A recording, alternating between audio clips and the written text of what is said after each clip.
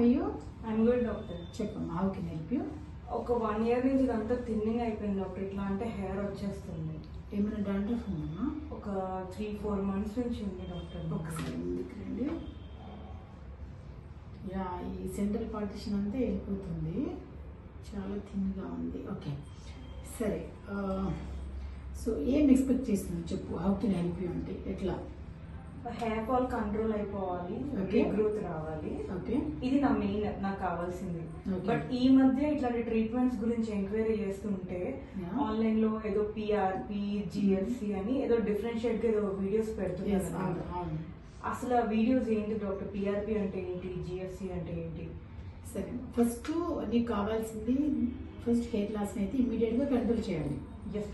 తర్వాత ఉన్న hair quality పెంచాలి, డెన్సిటీ పెరగాలి. ప్లస్ ఏదైతే ఊడిపోయినాయి కదా, హెయిర్ థిన్ అయినాయి కదా, మీన్స్ కొన్ని వెళ్ళిపోయినాయి కదా, అవన్నీ మనము రీబ్యాక్ తీసుకురావాలి, రీగ్రోత్, ఓకే, రీజనరేషన్ మళ్ళీ కూడా.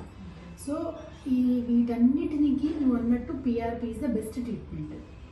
So PRP is nothing but pure plated plasma cells. ఓకేనా?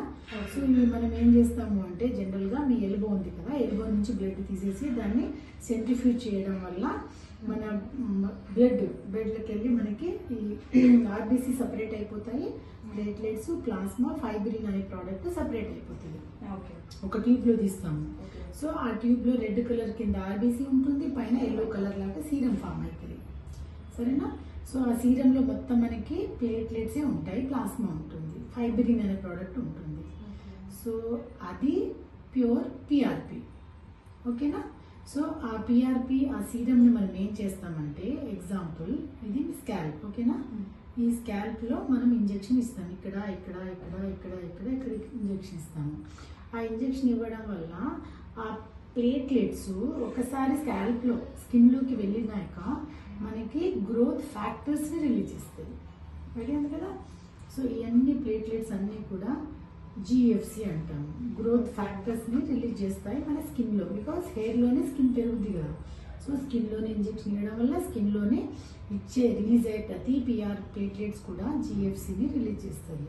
సో మీరు అన్నట్టు పిఆర్పి విత్ జిఎఫ్సి అనే ఒక ట్రీట్మెంట్. ఇది మీ సెల్ఫ్, మీ ప్లేట్లెట్స్, మీ బ్లడ్, మీ జిఎఫ్సిని. సో ఫైనల్గా ఇందాక నేను చెప్పాను కదా, మీరు కూడా అడిగారు, హెయిర్ లాస్ కంట్రోల్ అవ్వాలి, గ్రోత్ రావాలి, ఉన్నవి కూడా వాల్యూ మంచి పెంచాలి. అన్నీ కూడా చేసేది ఫైనల్గా మనకి గ్రోత్ ఫ్యాక్టర్స్. ఓకేనా? సో ఇప్పుడు ఈ గ్రోత్ ఫ్యాక్టర్స్ కూడా ఆర్టిఫిషియల్ గ్రోత్ ఫ్యాక్టర్స్ కూడా ఉన్నాయి. అంటే హ్యూమన్ బీయింగ్ కాకుండా ప్లాంట్స్ నుంచి ఎక్స్ట్రాక్షన్, తర్వాత యానిమల్ నుంచి ఎక్స్ట్రాక్షన్ చేస్తుంటే రెడీమేడ్గా అమ్ముతారు అన్నట్టు. సో మీ ప్లేట్లెట్స్తో ఏదైతే తీస్తామో ఆ ప్లేట్లెట్స్కి ఆ ఆర్టిఫిషియల్ మిక్స్ చేస్తారు. ఆ మిక్స్ చేసి మీకు ఇస్తారు. సో 2 రకాలు అన్నట్టు ఇక్కడ జిఎఫ్సి. ఒక పిఆర్పి విత్ మీ own GFC, PRP with artificial GFC. ఇప్పుడు అర్థమైంది కదా?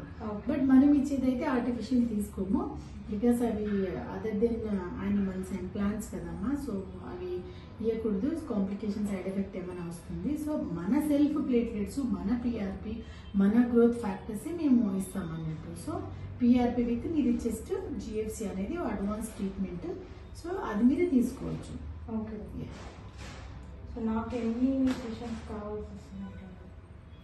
అది ఒకసారి హెయిర్ అండ్ స్కాల్ప్ అనాలిసిస్ చేద్దాము, చేసిన తర్వాత వీల్ ప్లాన్ అకార్డింగ్ టు ఎన్ని సెషన్. ఓకేనా? Okay doctor.